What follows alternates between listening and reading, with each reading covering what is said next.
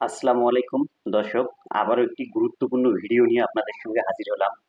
আমরা অনেক সময় ড্রাইভিং লাইসেন্স করে থাকি, অনেক সময় আমরা ড্রাইভিং লাইসেন্সের এই কপিগুলো আমরা আসলে অনলাইনে হয়েছে কিনা সেটা চেক করতে পারি না, এবং অনেক সময় আমার ড্রাইভিং লাইসেন্সটি হারিয়ে গেলে বা ফটোকপি থাকলে আসলে মূল লাইসেন্সটা আসলে আমার অনলাইনে আছে কিনা সেটা আমি কিভাবে দেখব।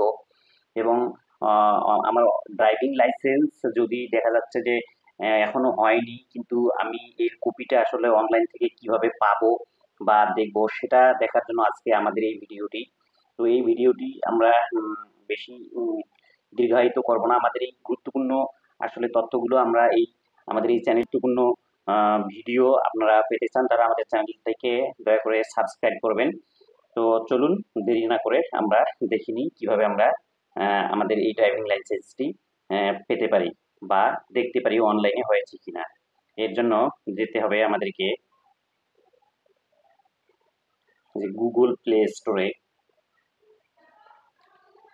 প্লে স্টোরে গিয়ে আমাদের এখানে সার্চ বারে আমরা টাইপ করব এখান থেকে ডিএল ডিএল চেকার বিডি। যে ডিএল চেকার বিডি দিলে দেখেন এখানে কিন্তু আমার অলরেডি বিআরটি এর ডিএল চেকার এটা কিন্তু আমি ইনস্টল করে নিয়েছি। আপনারা আপনাদের ফোন থেকে ইনস্টল করে নেবেন। ইনস্টল করে নেওয়ার পর এখান থেকে ওপেন বাটনটিতে আমি ট্যাপ করলাম। ট্যাপ করার পর খুব সুন্দরভাবে দেখাচ্ছে বিআরটি এর ডিএল চেকার। হ্যাঁ, সামনে কিন্তু দেখেন এখানে দেখাচ্ছে একটা কিউআর কোড, হ্যাঁ, স্ক্যান করার জন্য এরকম দেখাচ্ছে। আর আরেকটা দেখাচ্ছে হচ্ছে ডিএল নম্বর অথবা বিএটি রেজিস্ট্রেশন নম্বর।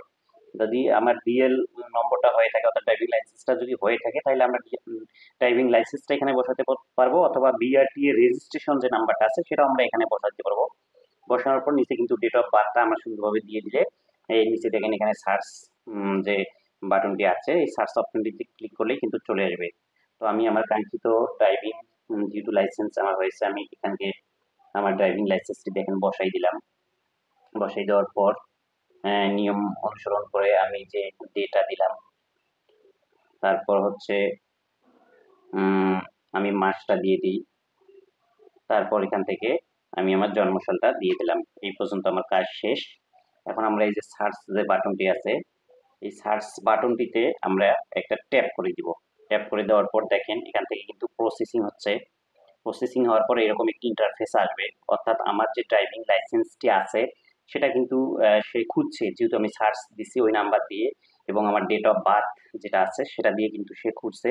দেখেন সে খুঁজে কিন্তু অলরেডি আমার ড্রাইভিং লাইসেন্সটি এখানে সুন্দরভাবে শো হয়ে গেছে।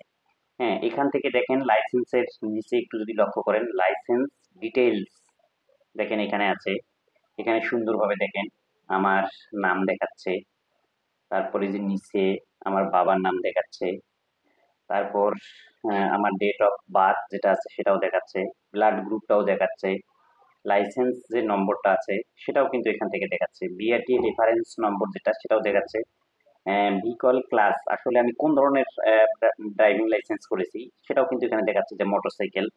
অ্যাড্রেসটা আমার এখানে দেখাচ্ছে, ইস্যু যে ডেটটা আছে কত তারিখে ইস্যু করেছিলাম সেটা ইস্যু অথরিটি দেখেন সেটাও কিন্তু দেখাচ্ছে, কোন বিআরটিএ থেকে আমি সেটা করেছি। ফার্স্ট ইস্যুর যে তারিখটা আছে সেটাও দেখাচ্ছে, ভ্যালিড টিল এটাও দেখাচ্ছে। তার মানে এখান থেকে আমার সব কিছুই কিন্তু সুন্দরভাবে দেখাচ্ছে। তাইলে এভাবে আপনারা খুব সহজেই এখান থেকে কিন্তু আপনার এই কপিটি আপনি স্ক্রিনশট দিয়ে রাখতে পারেন, অথবা আপনার যে কোনো প্রয়োজনে আপনি যে কোনো কাউকে আপনার যে ড্রাইভিং লাইসেন্সটি হয়েছে সেটা কিন্তু এখান থেকে আপনি অনায়াসে প্রমাণ দেখাইতে পারেন। ধন্যবাদ, ভালো থাকবেন সবাই।